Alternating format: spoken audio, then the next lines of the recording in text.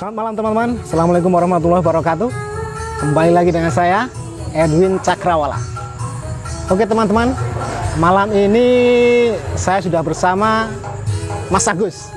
Perkenalkan, ini Mas Agus. Sibuk apa sekarang? Ya masih menggeluti pangkas rambut lah. Ya, usahanya pangkas rambut teman-teman.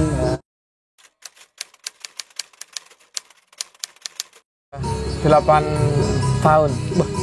8 tahun teman-teman. Ini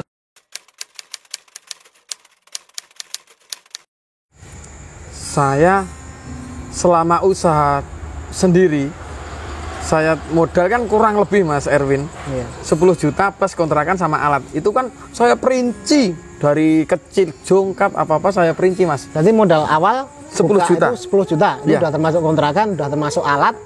Betul. Udah pokoknya Udah 10 semua. juta itu udah semua ya. Ya. Nah, terus Bukuannya Mas. Oh, Sehari gitu. dapat sekian. berarti tukang Di cukur manajemen, itu, Mas. Oh, nggak asal-asalan teman-teman. Berarti semua usaha termasuk walaupun cuma nyukur rambut itu Iya. harus Manajemen. manajemen ya supaya kita tahu. Hasilnya naik turun selama 1 bulan atau 1 minggu itu Mas. teman-teman, poinnya dapat lagi. Masalah harga itu Mas Agus tuh mematok harga berapa untuk satu kepala? Mengingat di Wetan ini ada yang harga 10, ada juga yang harga 15, ada yang mungkin ada 25. Ini Mas Agus berapa? Saya pengen tahu.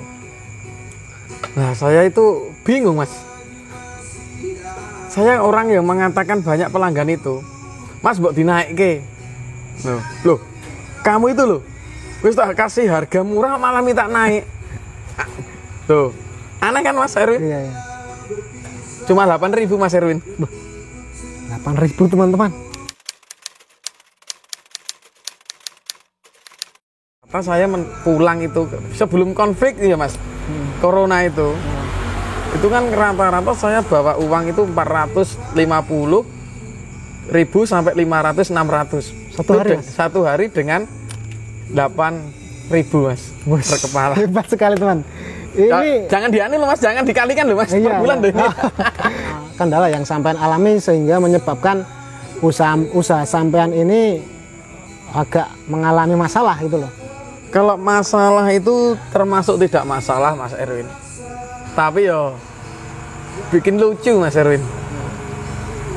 Kalau orang lain itu mengira pangkas rambut itu kan semua pada bayar Mas Erwin. Iya. Tapi di tempatku utang Mas.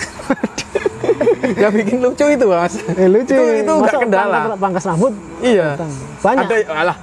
Itu ya nggak banyak, tapi kan ya ada 1-2 orang, tapi gonta-ganti orang Mas. Oh, sampai sekarang masih. Oh ada masih Mas. Tapi sportif enggak? Maksudnya sportif? Maksudnya saya utang Mas Agus kemarin belum bayar. Tetap bayar atau mundur-mundur itu? Kadang ada yang bayar, kadang ya lolos Mas. Teman-teman, kalau potong teman Mas Agus jangan ngutang. Cuma 8.000 aja ngutang. Nah, betul.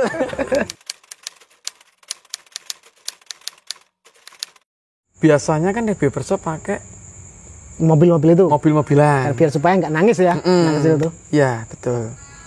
Kalau Mas saya Agus gimana? tipnya kita bikin bercanda Mas. Sama anak itu. Anak itu, Tapi kalau anak itu hobinya nangis? Kalau anak itu hobinya nangis? lah saya mempunyai tip di kios saya, di ruko saya, di tempat potong saya ada akuarium Mas, ada ikannya itu Mas. Mungkin baru ini di pangkas rambut ada akuarium, ada ikannya. Iya.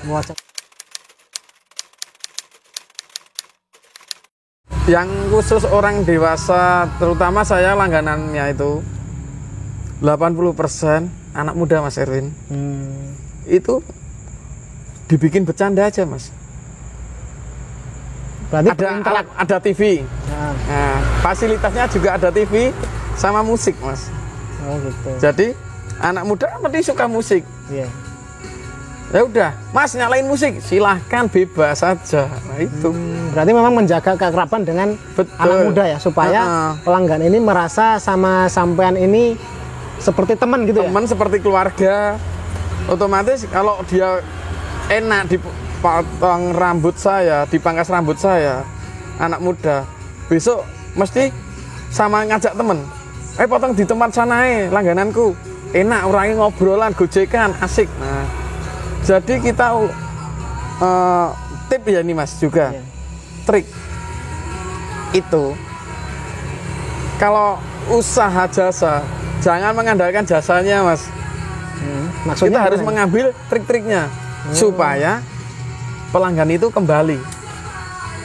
Kita kasih nomor WA yang terutama yang baru. Mas besok buka enggak? Mas besok biasanya kan tanya gitu. Ya udah nyimpen nomor saya aja, nanti kalau mau datang WA dulu biar enggak takut rame atau tutup itu. Nah, itu itu teman-teman. sebuah trik juga Mas. Tadi udah kita tangkap poinnya. Yang tadi memang harus menjaga keakraban dengan pelanggan.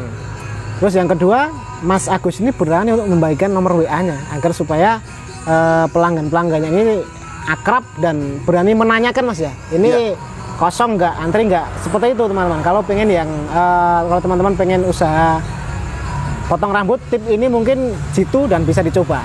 Mas, ini mungkin Mas Agus ada pesan-pesan untuk teman-teman kaula muda yang ingin mengawali bisnis mungkin berdikari sendiri seperti Mas Agus, potong rambut, pangkas rambut atau gimana lah. Yang penting Mas Agus ada pesan-pesan nggak untuk anak-anak muda yang ingin mengawali usaha? Tetap ada Mas Erwin. Monggo silahkan.